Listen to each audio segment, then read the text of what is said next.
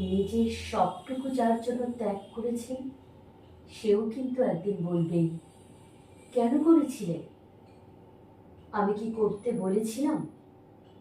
সমস্ত সমস্যায় তার পাশে থাকার পরেও একদিন কিন্তু শুনতে হবেই, আমার সমস্যা আমি মিটিয়ে নিতে পারতাম, তুমি না থাকলেও চলতো।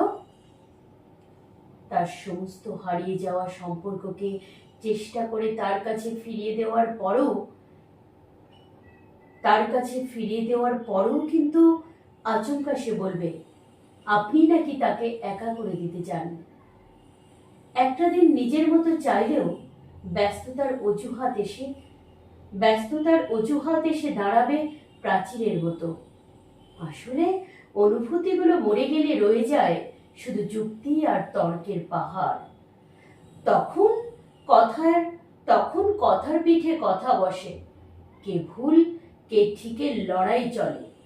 কারণ সেই বিশেষ অনুভূতিগুলো তখন মৃত। তাই যার জন্য সবটুকু ছাড়ছেন, সেও একদিন বলবে স্বার্থপর। সেটা বুঝে নিয়েই ত্যাগ করুন, কষ্ট কম পাবেন। কারণ আমরা মুখে যতই বলি এক্সপেকটেশন রাখি না, আসলে ভিতরে ভিতরে কিছু চাওয়া তো রয়েই যায়। একটা একলা সন্ধে, একটা নিশ্চিন্ত বিকেল, হয়তো তখনও চেয়েই যাই মনে মনে। তাই তো আঘাতগুলো আঘাত হয়েই আসে, আর আমরা নতুন করে ভেঙে পড়ি। তাই তো মনকে বারংবার বলি, চল জটিল হয়ে যাই।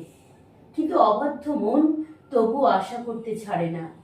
আশা থাকলে আশা ভঙ্গও থাকবে নিশ্চিত। জীবনটা ঠিক পাহাড়ের বাঁকের মতো, অসম্ভব রহস্যময়। আজ যেটাকে নির্ভেজাল